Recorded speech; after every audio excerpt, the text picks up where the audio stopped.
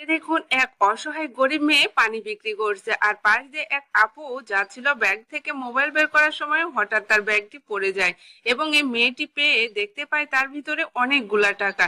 সেই টাকা না নিয়ে দেখুন সততার সহিত সেই মেয়েটি কি এই আপুটাকে তার ব্যাগ ফেরত দিতে আসে। এই আপুটা এদিকে মোবাইলে কথা বলতেছে, সে খেয়ালই করে না, হঠাৎ খেয়াল করলো একটা মেয়ে তার ব্যাগ দিতেছে, তাকে বলল আপনার ব্যাগ পড়ে গেছে।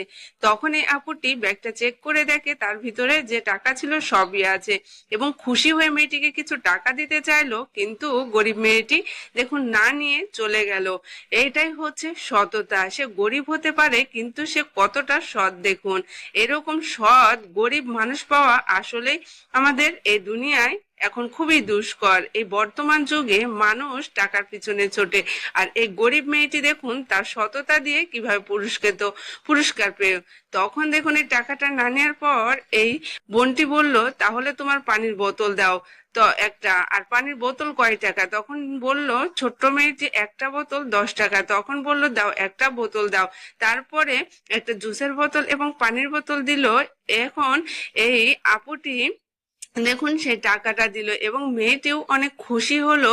এই আপুটি মনে মনে ভাবলো যে কিভাবে এই ছোট্ট মেয়েটিকে কিছু টাকা দেওয়া যায়। সে চিন্তা করলো এই বোতলের ভিতরেই টাকা দিয়ে দিই, সে যেহেতু হাতে নিচ্ছে না। এরপর দেখুন সে প্যাকেটের ভিতরে অনেকগুলা টাকা দিল, দিয়ে এই ছোট্ট মেয়েটির কাছে আবার ফেরত আসলো।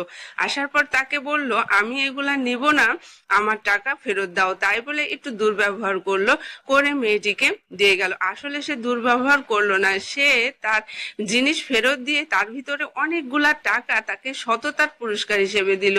এবং এই মেয়েটি সেই বোতলটা যখন বের করতে যাবে হঠাৎ করে দেখে ওই ব্যাগের ভিতরে অনেকগুলো টাকা। তখন সে খুবই অবাক হয়ে যায় এবং সেই আপুটির দিকে তাকিয়ে তাকে জিজ্ঞেস করতে থাকে এতগুলো টাকা কিসের? তখন এই আপুটি বলে এই টাকাগুলো হচ্ছে তোমার, আমি তোমাকে দিয়েছি, তুমি রাখো। তখন এই মেয়েটি দেখুন খুশি হয়ে টাকাগুলো রেখে দেয়। এদিকে এই আপুটিও কিন্তু তাকে এই গরিব মেয়েটিকে টাকা দিতে পেরে খুবই খুশি হয় এবং চলে যায় এবং এই গরিব মেয়েটি আপুটির জন্য আল্লাহর কাছে দোয়া করতে থাকে।